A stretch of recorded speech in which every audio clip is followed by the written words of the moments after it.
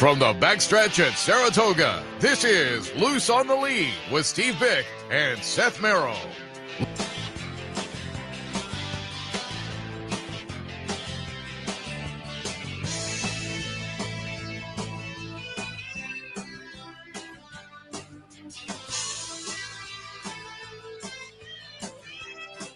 Good morning and welcome to Loose on the Lead, live from Saratoga, right in front of Clear Court. A gorgeous morning here. The sun is shining. The temps have moderated. A little chilly yesterday, but today we're back to more summertime temperatures. So it's a great day. Come on up to the track and enjoy some of the action this afternoon. We'll talk about that. We'll talk about a little bit yesterday. We'll look ahead to the Travers coming up in about 6 days, a little bit later on.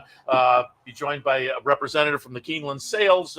They sponsored the Alabama yesterday. We'll talk about their big action coming up down in Kentucky in just a few weeks. Dave Grening will join us. We'll recap a little action yesterday. We'll look ahead to the Travers with Dave. But top of the show, hey, he's back. Fortuitous decision not to go out and fight the hurricane at Del Mar. So Steve Bick back in the house, but we're happy to be joined also by John Ortiz. A couple of weeks ago, won the Adirondack with bright work. We'll talk about that one and what to look for going forward. Also a starter in today's Bolton Landing, so we'll hit on all of that. Good morning to both of you. Good morning. Welcome back, Steve. Thanks so much. It's great to be here. And I guess in the interim, I guess it's too warm to be wearing a tie today. Is that summer casual, baby? Summer casual. I thought I'd break out summer casual just for you. It's the seersucker. I wore it only once. I only get to do it a couple times, and I thought with the seersucker summer casual. It's like 77 degrees. It's as gorgeous as you're gonna get, and you know what? Maybe you need some new ties. Is that what we're angling for? We shall see how the season ends here on the show. But you got 2 weeks to impress the audience. From the feedback I get on the front side, they're impressed. But most of the time, it's one of your ties. So, but anyway, we will shift gears. John, welcome. And again, we're going to talk a little bright work. That was nice. I tried to get you on the day after that, but you had to head back out of town because you're based down in Kentucky this time of year, right? Yeah, I got about 40 horses at Ellis Park, and we have 13 at Churchill Downs. So I stay on the road a lot around the summertime. Yeah, I can believe it. And again, before we get into bright work, when we get somebody on here for the first time, I always like to help introduce the faces and put the names to the page and talk a little bit about how you got into the game. You had family connections, right? Yeah, my dad was a jockey back in the late 80s. Started out in Colombia, South America, and he moved his stack to Louisiana and then made his way up to the East Coast. And, ever since then, I've been intrigued by the horses. It's something that's just been in my blood. And most of my family, all the boys in my family are all a part of horse racing. I had two uncles that were jockeys. My cousin, he's Carlos David. He's won a couple here at Saratoga as well. We're both trainers now, and my brother's my assistant trainer. So we're all involved. My sister, she's in charge of my social media and all the videos, all those great videos you get to see online on Twitter and so on. But my whole family's involved, and my mom's the biggest cheerleader. So. And then my kids, hopefully they'll take up to this. If not, I don't blame them. And just reading some background info last night, you sent some of your horses, and including, I believe, bright work, went to your dad's farm in Ocala. Yeah, so we thanks to Bill Simon for giving us the opportunity and giving us the resources and the what we like to call our bullets. Jared Hughes has been a big part of this team. He goes to these sales, especially the Keeneland Sales, and finds these really nice weanlings and yearlings. And, he's got an eye for this talent, and that's one thing that he's really good at. So he finds an athlete. We send him to my dad. My dad goes, breaks them, and gets a good foundation on them. And then it's been a really good routine to have my dad be a part of this team. And we've had Ensemble Melody, who stakes placed here. You've had Urgent Fury, who won here as well. We've had multiple greatest stakes winners like Joyful Cadence, a Run Happy filly that we had, Barber Road. And I mean, just, even the ones that didn't make it as stakes horses, we've all had success winning first or second time out. My dad just has them prepped ready for me. And it sounds like when you sent this one, the bright work down, he kind of immediately recognized, and you got a nice one. Oh yeah. No, he's again, my skin gets chills every time we bring up her name, but it's in a good way, Yeah, absolutely. And let's take a look. Again, this is going back to the 6th of this month. We'll take a look at the Adirondack. She's going to be the number 4 horse here. This is just a smashing victory for a 2-year-old in a stakes race up at Saratoga. So again, give us your thoughts and what you expected bringing her up after a couple of starts already and a couple of wins, the maiden breaker at Keeneland, stakes race at Ellis. What were your expectations and what did you feel watching this stretch run? Man, I mean, it's all sorts of emotions. Definitely, I wasn't really nervous. We were all excited when we were coming up, walking up with the filly. In the paddock. I mean, I just felt a lot of confidence. And like I've said before, you know what hands you have, you know what cards were dealt. And I knew what I was playing with. And like I told Bill Simon, he's like, "Are we nervous?" I was like, "I'm not nervous. I know my hand, So it's just a matter of seeing who's bluffing in this race. And, we weren't bluffing. We definitely had the right cards here. But down the stretch, I was watching her, I told Irad, she's quick out of the gate, but it's like, don't take nothing away, but just take her back. I want to see her. Just let them go a little bit. I was like, you're going to win the race at the top of the stretch. So just wait to make that final move. And, watching her through my binoculars, I just see her coming out of the turn. I was like, okay, I think this is really going to happen. And I held all my emotions in and I was just watching it. I was quiet. I could just hear everybody cheering around me. And when I put my binoculars down at within the last 16th, and I watched her cross the wire with my own eyes, I was like, well, I felt really good. It's just the Saratoga finish line. I hear the noise in the background. I turned around, looked at everybody else around me, and I see everybody in tears, everybody jumping up. And then I kind of got a little choked up myself. Maybe I saw a little tear come out of Mr. Bill Simon's eye too. And, it meant a lot. And I gave him a big hug, and I told him how much I loved him. It was very special for all of us. Great stake up here at Saratoga. And I'll ask, when you came out of the stakes victory at Ellis, was this automatically going to be the game plan, come up to Saratoga with her? To be honest, when she broke her maiden at Keeneland, we already knew this is where we wanted to go.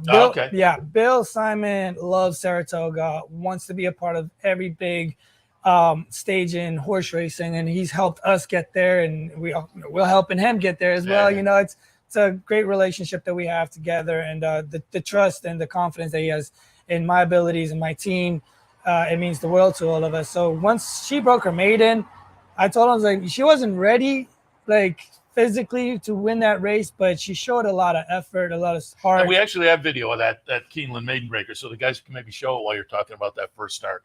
Yeah, and like I said, she had to stumble out of the gate.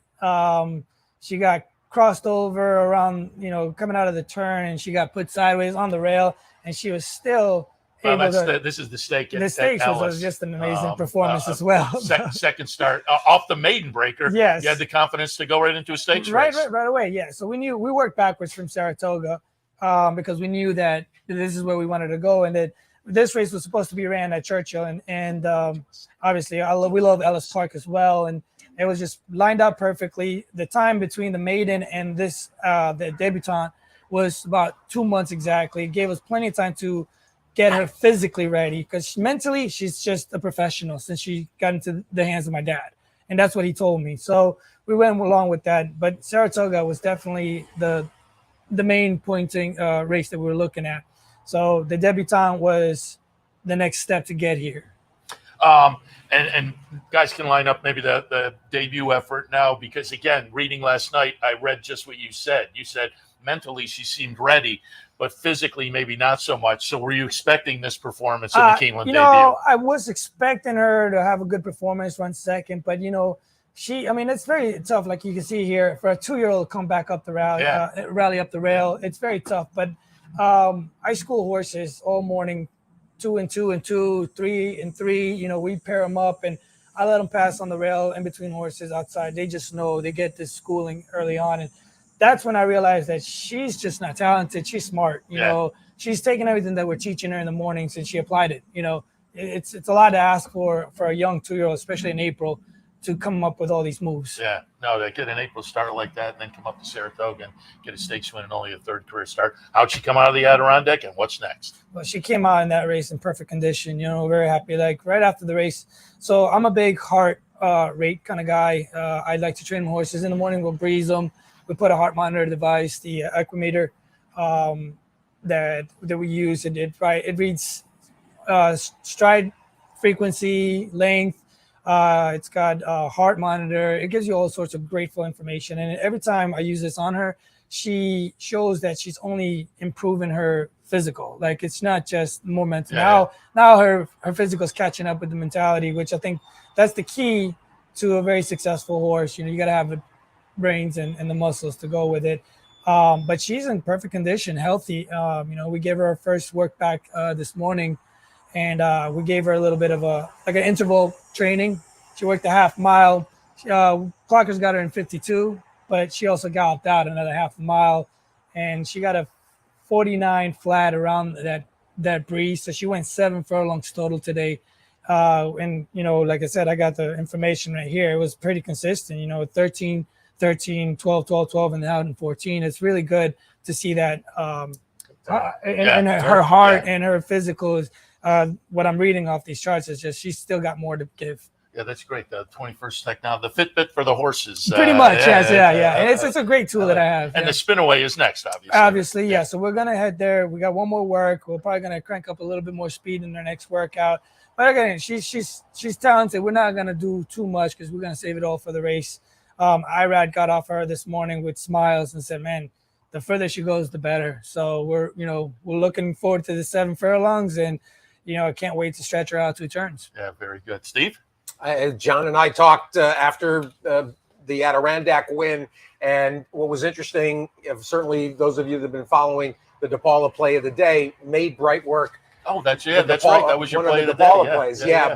And what was interesting about that field, this was one of those groups where you looked and you had to, these lightly raced 2-year-olds, and you have to figure out who amongst those that have shown speed are going to rate kindly, because obviously, there's going to be horses that are going to be left in the wake of any kind of a pace duel. And she looked like the one that, when you watch those races, and I'm glad Seth pulled all those races to watch her, she looks like a filly, that is going to take cues and is going to be placed wherever now Irad wants her. And that made her, I thought, a dangerous commodity, because that group was all pretty interchangeable on paper. And you're looking at, I'm a Thorograph user. You look at those numbers, it could have been anybody. And then you end up beating all the heavy heads in this spot. And it reflected very well on her and what is to come going forward. So that, I don't know if we're getting, $12 again anytime soon. Right. She's incredibly smart. Like you said, that she takes her cues right on time. She's what we like to call push button. There you go. There you go. And of course, that in some cases you can train it. You can work with a horse to accept those kinds of clues, but some of them, they got a brain up there the size of a lemon, and it's not for everybody.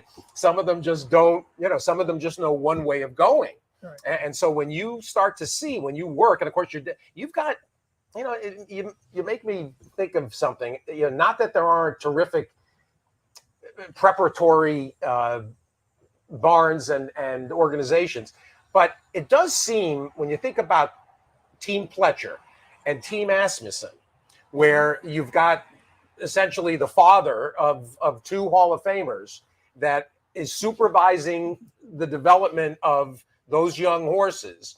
There's a certain rapport and a certain understanding, and you've got the same scenario brewing. Well, hopefully we get that same success moving forward. But like I've told a lot of our clients in the past, there's nobody that's going to care more to get these horses in great shape and great performance and in health into my barn. So you might have some, people might just take a little bit slower just to get you a sound horse that's not prep, and then you start pushing on. You might you might just see a different level of horse and either give up on the horse or earlier. But, my dad sends these horses with this best interest of my success, so it's a great scenario. Help for sure. Well, and it's not a question of not trusting other outside, 2-year-old developers. But, when your father says, when JJ Pletcher and when they talk and tell you, this is where the horse is, it's where it is. Yeah, you get a much easier, I would imagine, an easier feeling about what you need to do, and it's not a mystery. I mean, you would think that not that 2-year-old developers are overpromising, but right. I think there's a factor of love and trust that you can't get outside of your family. Nice. Do you know what I mean? Yeah. So there is that. That's like absolutely right. The just family's not going to sugarcoat it. They know they do. Yeah, exactly. Let's talk a little bit today. In the Bolton Landing, you have Crown Imperial. I pulled up the race from 2 back. This one's on the dirt. First 2 starts of the career were on the dirt. This is a gutsy little second-place finish. In only the second career start, it's the Gold Lassie at Prairie Meadow. So you went into a stakes race. Crown Imperial is going to be the number 2 horse. You followed it up trying the grass last time and ran 3rd in the Colleen. Talk a little bit about the scenario. First couple of starts on the dirt. You tried the grass last time and coming out of the Colleen and trying the grass again today for Crown Imperial. This is another beautiful filly that we have in the farm. She also came out of my dad's 2-year-old program. And again, you see the type of foundation and heart that they come out of that school with. Yeah. Again, my dad was a jockey, so he knows what it takes to have a little heart. Yeah.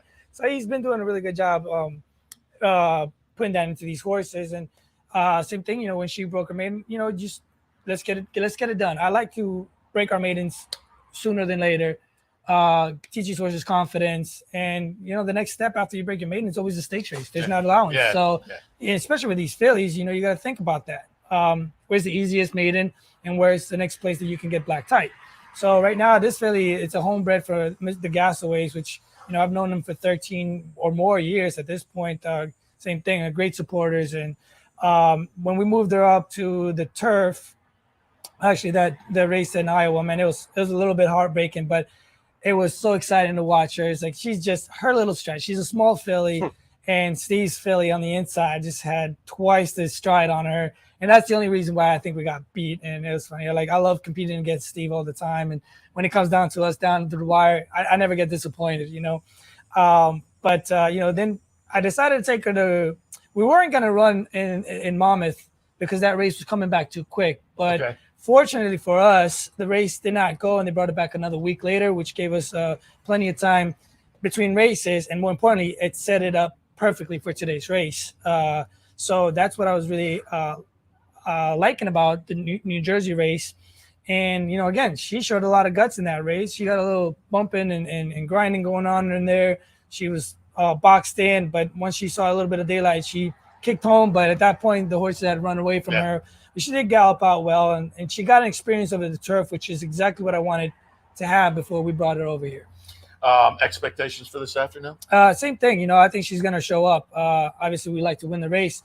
I think she's got a really good shot here. I think we got to run against beat Weaver's horse again. So I think she's going to step up a lot. She came out physically in great condition. Again, she's another smart filly, takes it all in, and she improves off of every start and workout. So, John, got to move on. But before we let you go, I did want to ask, because I also, reading and looking at Equibase stats and whatnot, see you have a lot of runs down at Oaklawn as well. And Oaklawn, one of my favorite tracks, and I'll get your opinion. I think Oaklawn and Hot Springs very similar to Saratoga. Everybody in town's involved, and I think Oaklawn's a lot of fun. And if folks in this area haven't gotten down there, I think they'll find a similar mentality among the fans. Yeah, I like to call Oaklawn the winter Saratoga, the Saratoga of the South. Yeah.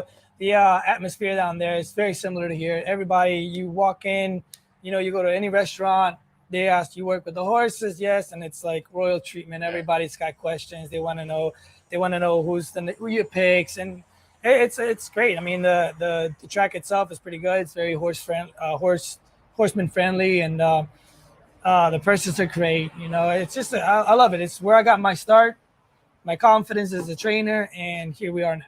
Yeah, as they say, Oakland is great. The sister lives in Arkansas, so I've gotten down there. I really enjoy it.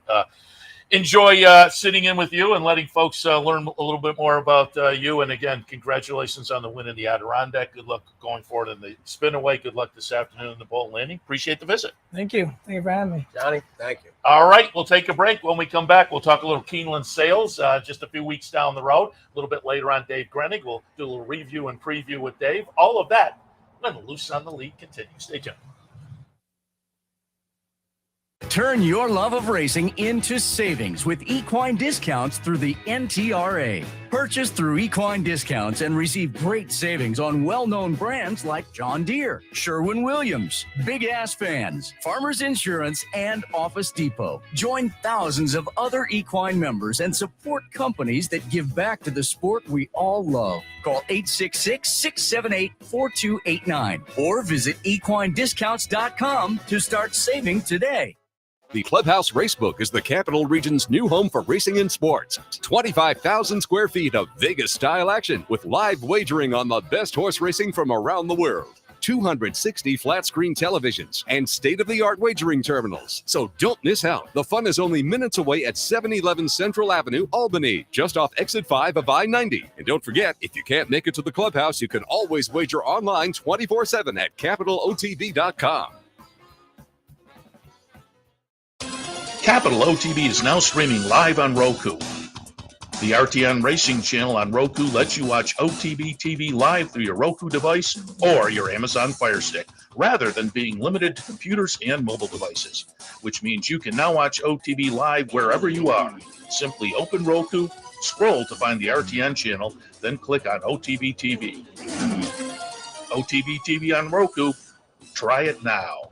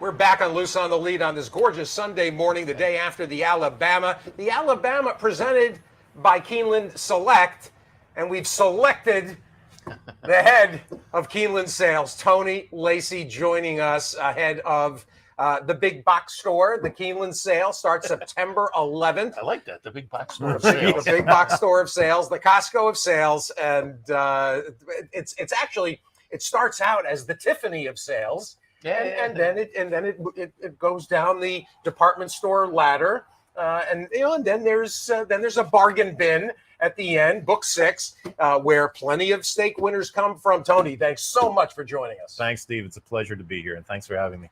It's a unique opportunity. I saw Tony and Cormac Brannock and Buff Bradley. They were all part of the presentation yesterday for the Alabama, and we didn't get a chance, during the summer sales season to have a discussion. So it was a unique opportunity. And Tony, obviously, Keeneland Sale is the biggest, the most important. Yes, there's been a couple of boutique sales already this year, July and August, but over 4,000 yearlings cataloged.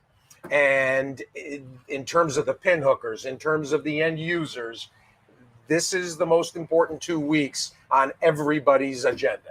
And we feel it. Keeneland is the market shaper. It's like a farmer bringing the crops to market.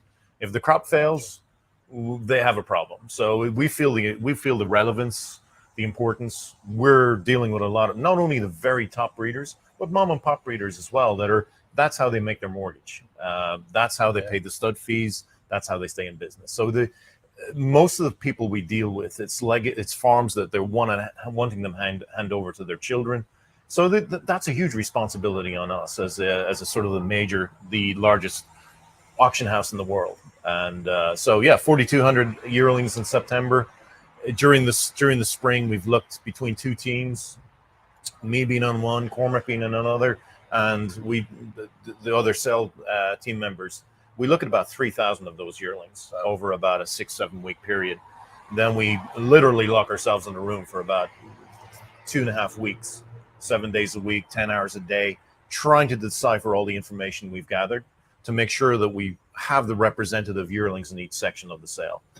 Because any of the buyers that afford us the time to come and spend time with us during those periods of time, they want to see the horses that they expect. And that's our job. And it's important to create that environment that creates the atmosphere, but also creates a stable marketplace. It's critically important to the health of the industry. There's got to be tremendous pressure and competition. The difference between horses that end up in book 2 that are hoping to be in book 1, those that are hoping to be in book 2 that end up in book 3, and then at the same time, talk about that nuance, Tony, because there is some potential benefit to being the big horse in one of the big horses in book 2 or one of the big horses in book 3. Yeah, and I think there has been a sort of mindset, want to be the big fish in the small pond. But you want to be where the big anglers are fishing. And that's where you want to make sure that up front where you've got the private planes coming in to spend money, they want to see those horses. When you start going back, the principals sometimes have left, or we've rotated into another marketplace, and sometimes it's not as deep. So we've got to make sure that the horses are balanced. It's not like setting up a handicap race. You don't want something completely overclassed in that position. So it's important to create that balance for everybody and the health, to make sure that those books are representative for that demographic. Talk a little bit about the distribution of first crop stallions and their progeny, because at each stop along the yearling sale season, and these days not even limited to the yearling sale season that we think of the second half of the year, but the short yearling market during the bloodstock sales in January and February, the placement of first crops, because there's a certain appeal because of the mystery of what might be lurking in terms of talent level. How do you guys approach it for the big sale? Well, especially with the larger foal crops or the larger books that stallions have, 190, 100, yeah, we'll have stallions with 100 yearlings in the sale. Some of them first season sires. A lot of them on paper may fit in the middle section of the book, and then that's where technically or theoretically that's where they belong. But if you put them all in the same spot, they all compete against each other. So we've got to try and make sure that we spread them out a little bit. Yeah. And that goes from the very top, the intermischiefs, the tappets. We've got to make sure the curlins.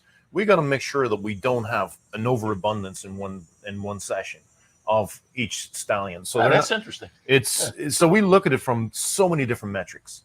It's not just just stick there. That's a pretty horse. Let's put it in there. We've got to make sure that we're not cannibalizing the marketplace, and that each yearling gets a fair shot, and that each buyer feels like they have variety. Because the one thing that's important as we look at our sale, we've got people traveling from all over the world. We've got people from as many as 50 countries at the sale. They're all looking for something a little different. So if you have a completely homogeneous or a very specific group in that one session, they're not looking at a bunch of horses they're not interested in. So they feel bored and hey, listen, I'm going home. So we've got to have a diversity. Keep them engaged. Keep them engaged. Turf, dirt, sprint, this, route horses. So we've got to have that distribution that's blended all the way through. So we work off analytics. It's not something that we just sit there and it's all right. Well, let's just make sure there's 410 horses per day. We've got to make sure that let's not do that. That's going to be unfair to this horse. It's going to be overclassed, or there's a better horse by that stallion in that consignment. Let's split these up. So it just gives everybody a fair shot, because this is too important for the breeder. A couple of things, and I could go on with some technical aspects, including depth of page and mare productivity versus first foals and things like that. But I do want you to talk a little bit about your and Keeneland as a whole, as a sales organization, your view of the marketplace currently. One thing I've done regularly with Tom Ventura and with you and with Boyd Browning is basically take the temperature of the marketplace. The obvious storyline, Tony, about people want to put the word dwindling.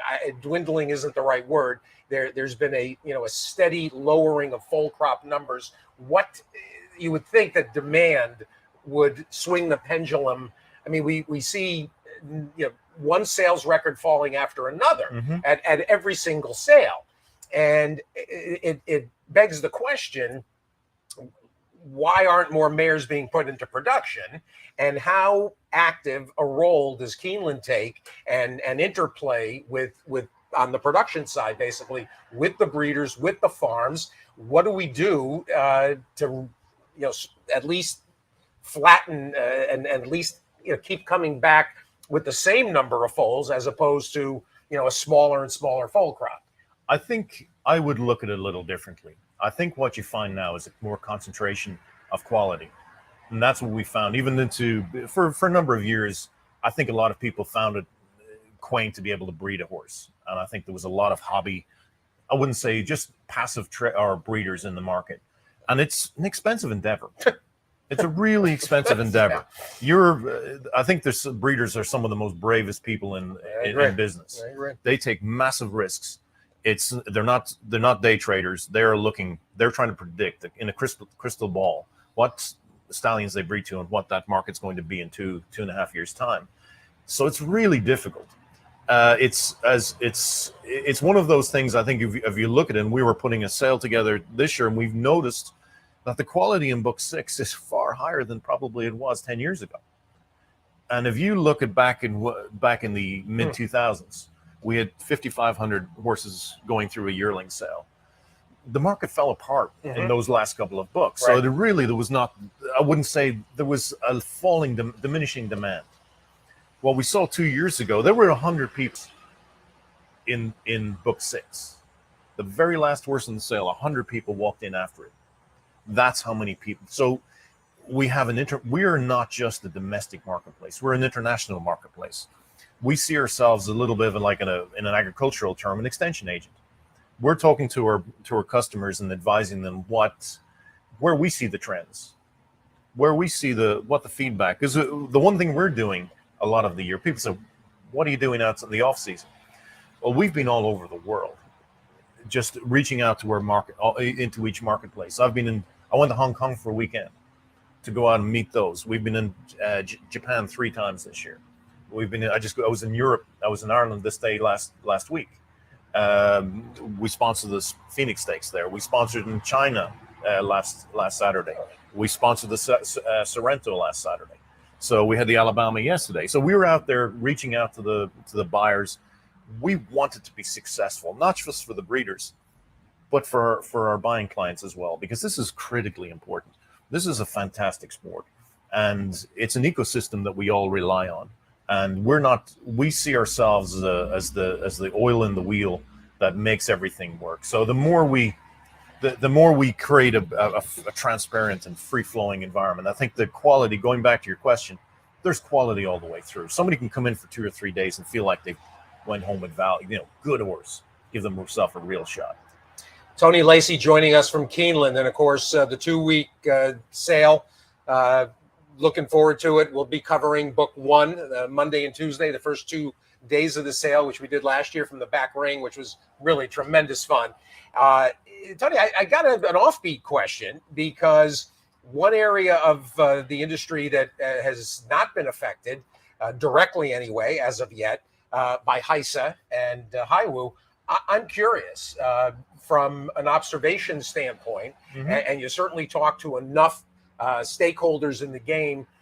What's your personal and professional view of what's transpiring? And, you know, when you have people like Bo Lane speaking out and complaining, you better sit up and take notice, because that's as prominent and as successful a breeder as we have in the game. Absolutely. And I think and we speak with the heads of HISA quite a bit, you know, when it comes to, because one thing there's been a lot of finger pointing of where issues may begin, and what I think we have to all be very careful that we create what I would call a very clean environment, making sure everybody understands. I think the perception that whether horses were given steroids or something is, I think that's way overblown. We've taken random tests from horses over the years, and buyers who test for post sale, you know, there is very, very, very few that ever have an issue, and most of the time it's for a therapeutic reason that was disclosed beforehand. So I think, yes, Bo is he's one of the people I really admire, and he's very smart. He's wise in his years. He's seen it all. The one thing, we're in an evolving landscape, whether it's on the racetrack, the breeding, the 2-year-old environment. We've got to keep our eyes wide open, and we've got to make sure that our buying bench feel comfortable buying, no matter what, or participating, whether it's on the racetrack. There's been a lot of mention of social licenses, and I think that's exactly what we're working with right now. And we can talk to ourselves all day long and telling us how good a job we're all doing, but we've got to make the broader public feel comfortable that we're doing the right things as well. So if we don't, we drift into irrelevancy.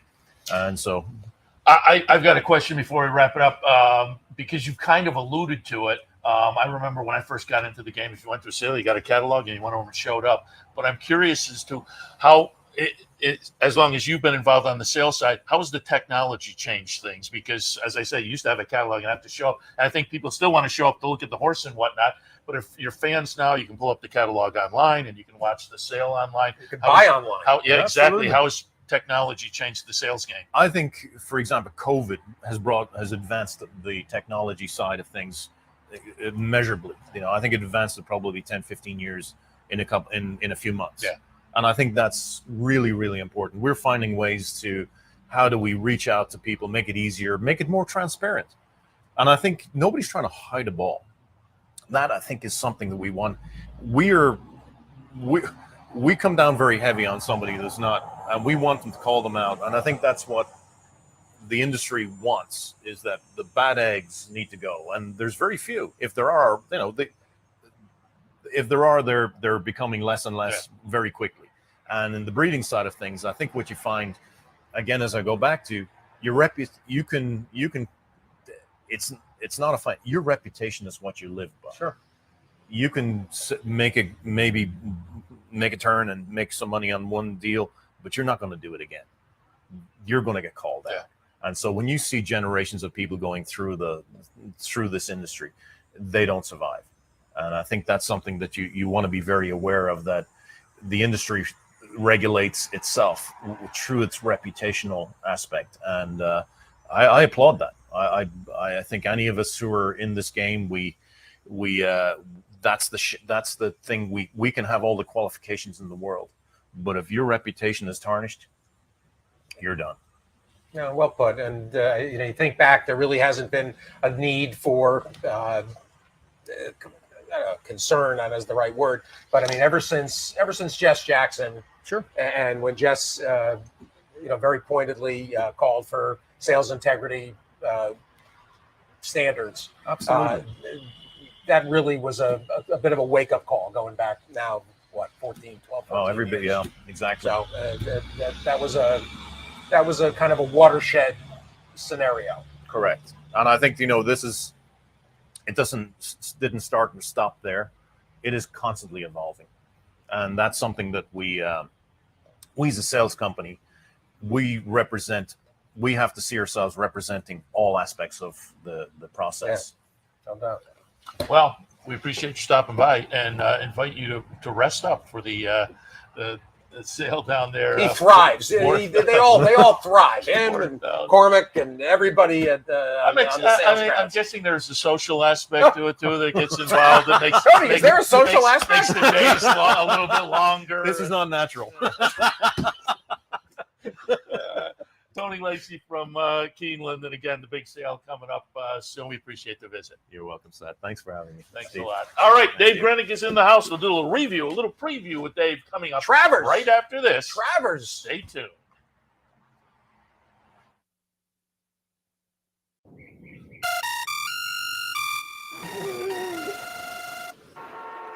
Come on. I want sales reports on my desk by Monday. Oops, my bad. Love racing? RTN brings you every live simulcast on your home television, plus live video streaming and race replays on your PC and mobile devices. To order, visit rtn.tv. RTN, a breed apart. Birdstone is an outside front. They're coming down to the finish. Can Smarty Jones hold on? Here comes Birdstone. Birdstone surges past. Birdstone wins the Belmont Stakes. In front, but here comes High Chaparral, the defending champ, to take it to Falbrough. These two arch rivals head to head with Joe Hart bearing down on them. It's going to be a 3-horse photo finish to the turn. Here's the wire. Photo finish.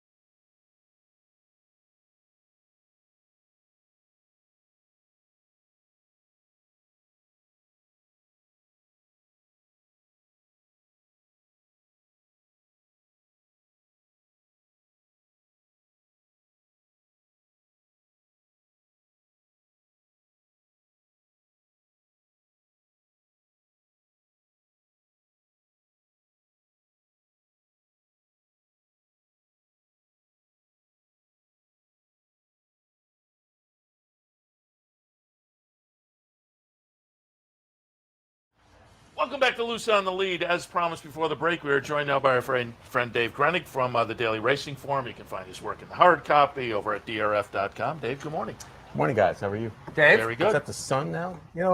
I gotta tell you, we're getting ready for Turf Works, and it starts to rain. And today?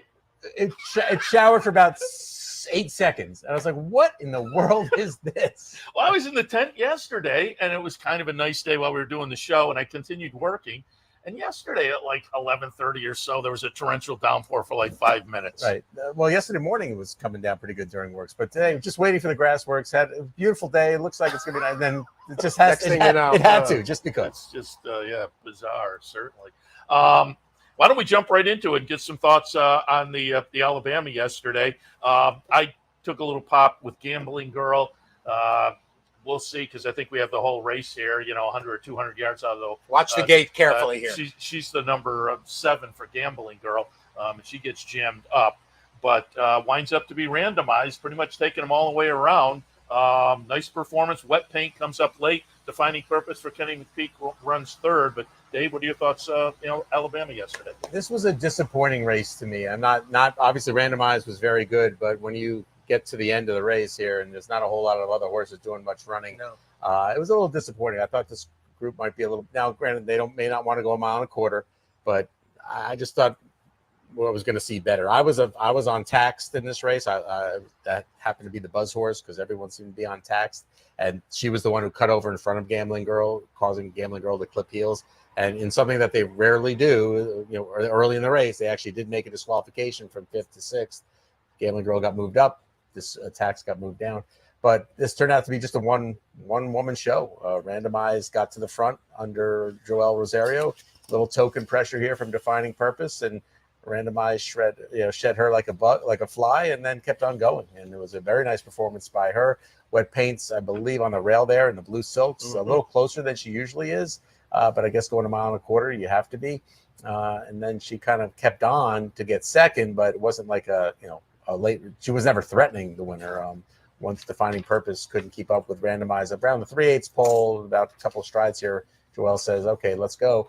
And Defining Purpose, no one else could keep up either. But the ones behind her were just disappointing that no one did much running. And I guess you get discouraged after a while, and you're running. You're like, "Wait a second, I thought this was a mile or a mile and 1/8." Yeah. And right here was pretty much over. You see Wet Paint coming up there, but I don't know. It's not like she's running really fast. And then Joelle gets into Randomized here, and she draws clear. And look at that, beyond the top 3, the other ones behind her are kind of falling off your TV screen, and that's what I meant from being a little bit of a disappointing race. But kudos to Chad Brown and Seth Klarman for picking this spot out, and they thought their best route to victory was going to the front. One reason I was a little suspect is I thought Chocolate Gelato was in the race to be a rabbit, so to speak, for Gambling Girl, and she never sniffed the lead, Chocolate Gelato, and then Gambling Girl just didn't run very well, and then she bled. I mean, you could see coming back, she bled out of her nostrils. Jockey got off. They walked her home, but I don't think we'll be seeing Gambling Girl anytime soon.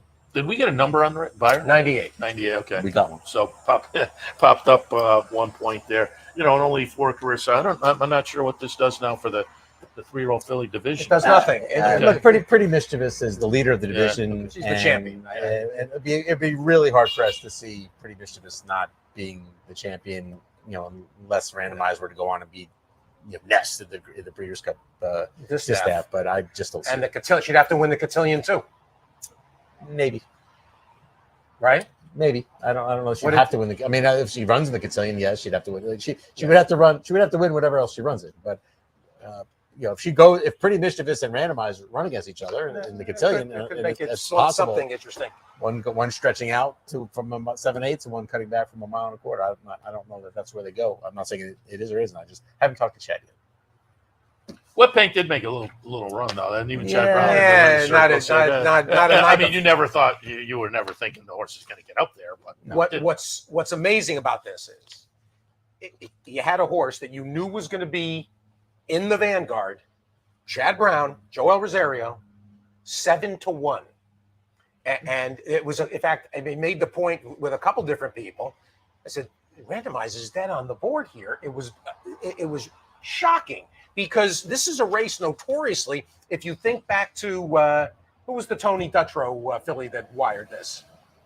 Lace. Embellish the Lace. It was the same kind of scenario. If she gets and she didn't even get away with easy opening quarters. I mean, she went racehorse time. Yes, but she was not pressed. There's a difference. True. When you're out there in whatever the clock says, it's a lot different than if someone's breathing down your throat. It seemed like Defining Purpose was more like token pressure outside. It's like agreed. She was attending the pace. Yeah, she was accompanying her. Yes. Like, so let me take you, my dear, around the racetrack. And I'm sure the plan was I'll take you to a certain point, then I'll go by you. And she was like, well, I've had enough. And then nobody else was really making up a whole lot of ground. She did, to McPeak's credit and everlasting credit, McPeak and Dallas Stewart end up 3rd and 4th in here with outsiders. And that's their MO. They run their horses. I don't know if you've got the stretch again, but something just occurred to me that watching the stretch here, Joelle Rosario went around 1.25 miles with this filly, and at no point pulled out a stick. All hands and feet. He's amazing that way. Look, he gives her one little tap on the shoulder, and now there you go, and rouses her, and never abuses her once. No, then there was kind of No, there's a There's whack. one. Just gave her one. There wasn't a really one need. swat. Now he's just showing. Yeah, no, he's just there was showing her kind the of- stick. There was no need to at that point. She responded to the time that he did it, and he's looking for a competition from his outside. The only one that was making any kind of semblance of a run was the white paint up the rail, and I she think wasn't. he had gauged her already. Yeah, he kind of knew. He knew it was over. He invariably, he's a guy that when they were worried, if people were talking about the crop restrictions, there was one guy you didn't have to worry that was going to, because he almost never goes to it. It's to his credit too. He doesn't really look to him. He's probably not going to get a HISA crop violation. No, exactly. Let's shift attention now. Less than a week away, Travers. I pulled up the replay from the workout the other day, Arcangelo. What were your thoughts on Arcangelo? Arcangelo has been training extremely well. This was what the other day. This was the last. The major work was last week's or the 10. Yeah, 10 this was days from ago. Wednesday. Yeah, this was sort of like the maintenance type of move, but even that, he does it pretty sweetly. And they didn't ask for much on the gallop out. Didn't ask for much as they typically have in the last two works on the gallop out. This was sort of just like, we need to do something within the last 3 weeks of the of the race, or 2 weeks of the race, and that's what they did here. And this horse, just watching this horse gallop each morning on the track is a sight to see. He's really doing well, and I know it's a 10-week scenario. I think it is from the Belmont to now, but I don't think they could be hoping that the horse is doing any better than he's doing right now. I don't know if it's Wilkins. Somebody tweeted out the shot in the backstretch of him in like the round pen. That's the video to show. Kicking and bucking. And he loves that round pen. Full of himself. The day after the Belmont, I was by there and they put him in the round pen, and he was just like, you would never have guessed he had just run a mile and a half, 14 hours earlier.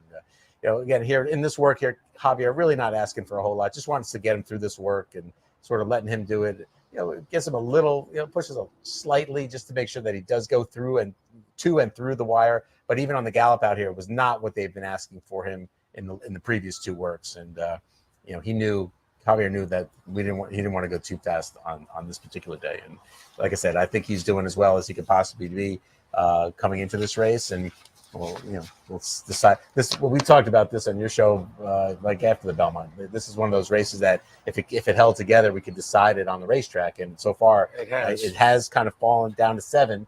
But it's you got the 3 classic winners, first time since 17. That's happened. You've got Forte, the 2-year-old champion, who's only has 1 blemish on its record this year with the Belmont, which was a good effort at second. Disarm, an improving horse. 4th in the Kentucky Derby, won the Matt Winn. Kind of a disappointment in the Jim Dandy, but Scotland, who won the Curlin, who just worked this morning, 47-2. Who am I missing here? The Tapitrice. One interesting thing about this race is for what these horses have accomplished, 3 of the 7 are getting equipment changes coming into the race. Disarm's getting blinkers. Forte's getting blinkers. I'm sorry. Tapitrice is getting blinkers. Forte already got his blinkers for the Jim Dandy, and National Treasure is shedding the blinkers. So it'll be interesting to see how that all shapes. I also pulled up the replay of the Haskell. They went into that saying they were just kind of using it as a prep for the Travers Go Rocket Ride upsets, but number 4 Maj runs second in here. And how's this horse coming into the weekend? Yeah, his works have been good. Just if I was comparing them to Arcangelo's, I'd say Arcangelo would be doing a little bit better. But with this particular race, they didn't decide till the last minute to go into this race, and I think they got the kind of performance they thought they would get. A good, solid effort that wasn't necessarily good enough to win if they found a rival who was in razor sharp form, as was Richard Mandela's horse Go Rocket Ride. And I think they got what they wanted out of that race. They have an extra week as opposed to the Jim Dandy horses from the Haskell to the Travers. One thing, talking to Gustavo Delgado yesterday about the work and just how he was doing, is this is the first time in a while he doesn't have to ship to run. He's been here since about 2 days after the Haskell. He's been here about a month. It'll be a month when they get to the Travers. They shipped a week before the Preakness from Kentucky. They shipped 4 days before the Haskell from Kentucky. He's been here, settled in. He's got 3 works. So, I think they're happy with that aspect of it. And, the jockey situation, Castellanos with Arcangelo, I kind of thought that's how it was going to play out anyway. And Saez is on Mage. Saez rode Mage once before. He rode him in the Florida Derby. I think he was a little surprised when he asked him to go around the half-mile pole early, 4.5 half-mile pole, how quickly he got into it. And I think he realized that, deep stretch, I might have made, if there's somebody good enough to run me down, and it took a champion to run him down. And, look, Forte is a champion. He may not be flashy. Forte doesn't win by 6. Yeah. He doesn't work 59. He just gets the job done. Yeah. But that day, he really did get the job done. There's a handful of notes that come out of this Travers, including the Baffert decision to bypass with Reincarnate and wait for the Pennsylvania Derby. We should actually slip in.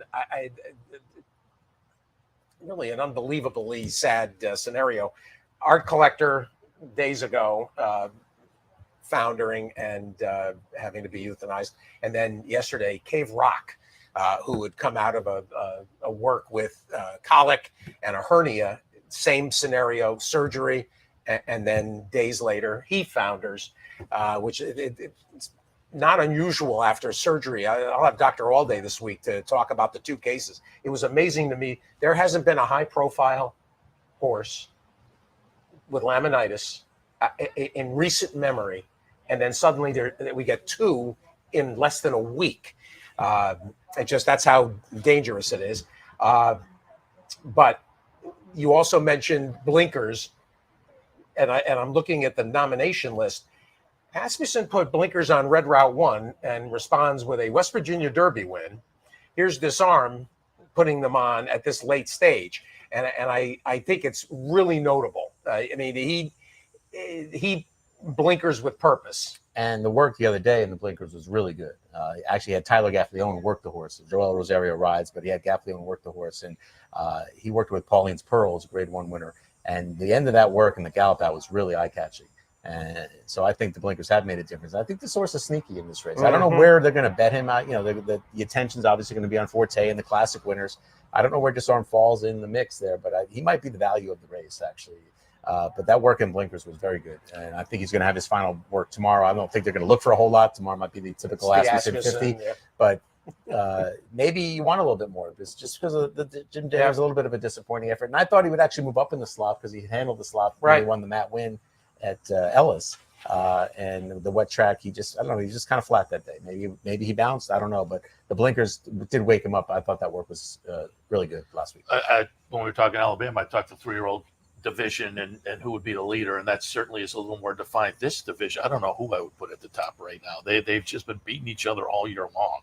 Yeah, and look, it's tough, and we don't even have to add, we don't have to have one going in because we should maybe have one coming out. I mean, we'll see who wins the race, but you put the three classic winners and Forte in the same starting gate, and whoever wins that race. Runaway Groom was one of my big winners up here, though, when 3 Triple Crown winners came out today. Yeah, that's the thing. And was it West Coast who beat Always Dreaming, Cloud Computing, and Taproot? Yeah, I think it was West Coast.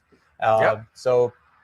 It could be jumbled or it could be clear. But look, I think Forte's body of work, Florida Derby, Fountain Youth, Jim Dandy, and second the Belmont off a 10-week layoff is pretty hard to hard to knock. The other ones have a good resume, but there's a lot. They had the 1 win. He's got 3. So we'll see. And they're not all grade 1s. I get it, but we'll see. Dave, give us a little bit about some of the other big. It's obviously the biggest day of the meet. Including, of course, the Allen Jerkins, always a thriller. Yeah, the Jerkins, I think coming up light, isn't it? Light numbers wise, but I think it's going to come up serious talent. You have New York Thunder, the undefeated horse from, I guess we say Jersey right now because that's where he's based, with Jorge Delgado, who was very sharp in victory in the Amsterdam.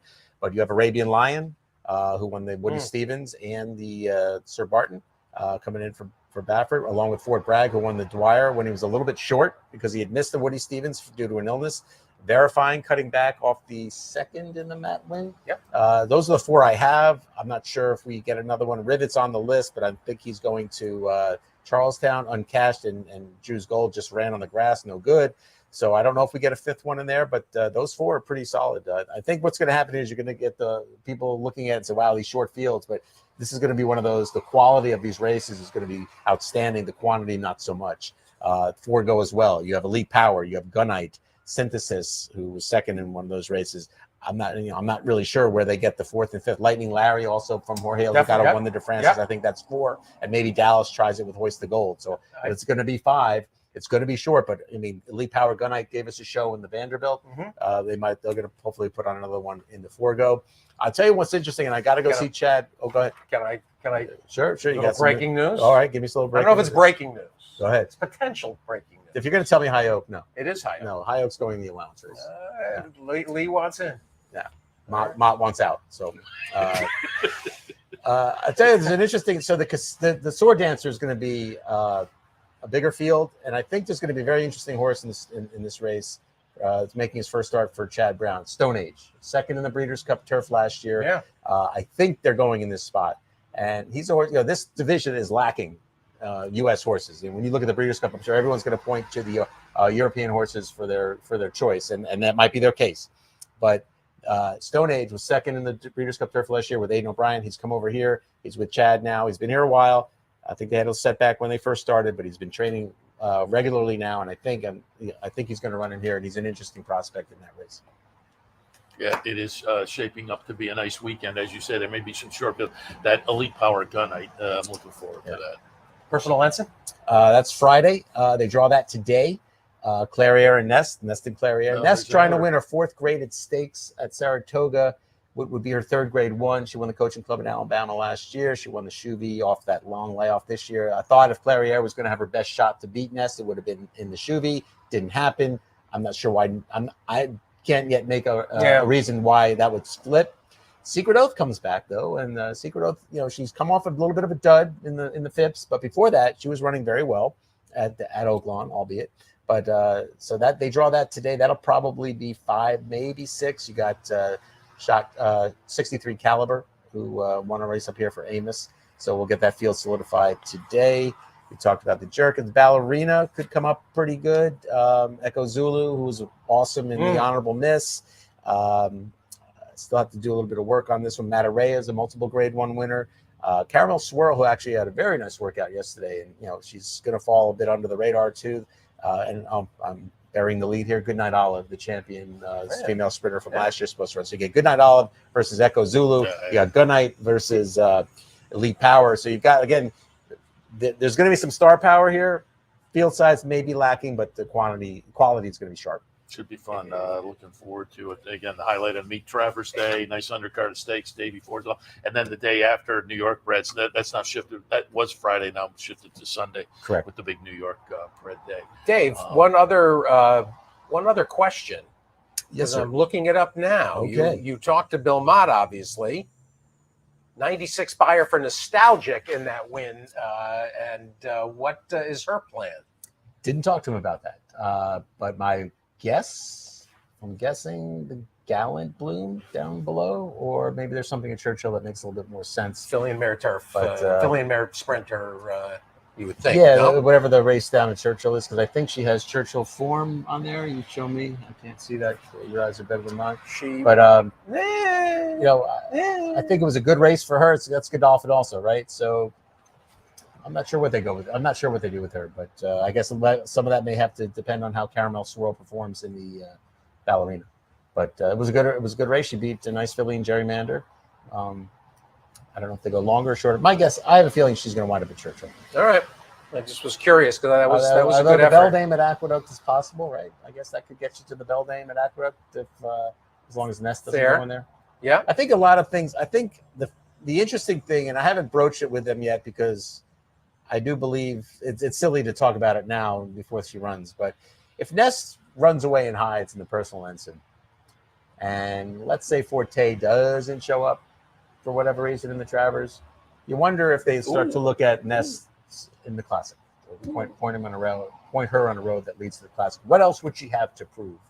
I know she didn't win the distaff last year, and I know that it's sort of the easy way. I don't want to say easy, the logical way, right? Go run in the Beldame, or Spinster, run in the distaff. But if this is her last year and she's already a champion, and if the older males don't float your boat, in the Pacific Classic or the Jockey Club Gold Cup or the Travers doesn't excite you? Yeah. Do you think at all about running her against the boys? They already did it once. They ran her in the Belmont. She ran a respectable second in the Belmont. She did. She does want every part of the 1.25 miles. So you wonder if they would consider that. But it's kind of silly to bring it up because if she doesn't perform well in this race coming up on Friday, then I don't know why she wouldn't. And I don't know why she perform wouldn't. I don't know why she wouldn't either. But it's silly to ask the question before this race. Well, in Eclipse, Aaron Wellman has got an embarrassment of riches. They won the Del Mar Oaks last night. Okay. With Leo Powell, and I think he won something. I think he won the stake on Friday too.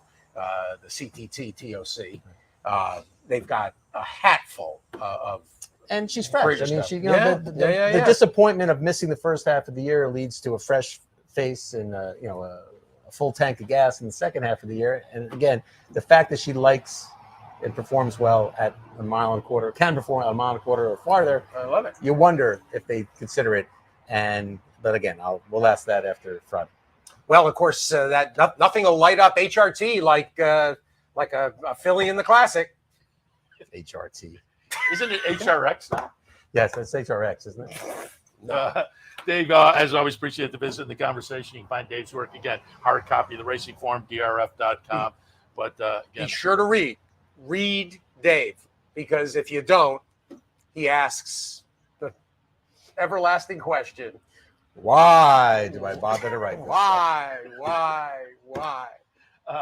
Dave, appreciate the visit. We'll wrap it up. Before we wrap it up, I am going to let you talk beat pick. Oh, we went the whole show without talking about who do you like in the King's Plate? Oh, King's Plate. Chad's got a horse. Chad? Cowlick? I don't like Chad's horse in the King's Plate, and I don't know who else is in it. No, there you go. Well, there's a Wickenheiser. Well, there's also, didn't they? Now imagine if this. Now you tell me how Woodbine HRT did on this one. So they decided after entries that one horse was in the race, but he's not supposed to be in the race. Right. So they put him out of the race, and put the horse that was out of the race in the race. Yes. Well, how would that have flown here in the old spa? That would have went over like a lead balloon. So once again, why? The beat pick yesterday was the Alabama, and I haven't seen the numbers yet. Today's beat pick, ntra.com/beat pick. It is the King's Plate. And I went with Wickenheiser, who's going to be 10, 12 to 1. I think is as viable as anybody. One of the two fillies ran 1-2 in the Woodbine Oaks. Always viable coming back in the 1.25 miles. King's Plate. First time the King's Plate in 77 years? I don't know. In my lifetime, for sure. I will, since I'll try to beat the filly, I'll try to play beat pick today. Excellent. Try to qualify for Vegas. Beautiful. Qualify for Vegas. If you got to pick, then all the people that beat pick go into the qualifier coming up later on. And I believe I only played once, but I beat you, so I'm in the qualifier, right? Look at you. It only takes one. Exactly. Are people going to look askance that I'm your co-host? And I'm No, I don't think so. You're not ruled out. You're not ruled off. All right. Just making sure. You're eligible. You're eligible. I don't want to break any rules. Tina's qualified. I don't know how that would go over if Tina would happen to win the finale. That would be go over well in your house, problematic. Or would it go over well in your house? All right, we'll wrap it up for this Sunday morning. I'm the beard. Loose on the lead. Bick back in the house after we missed him. Now you're stuck with me for the next 2 weeks. I'm not right.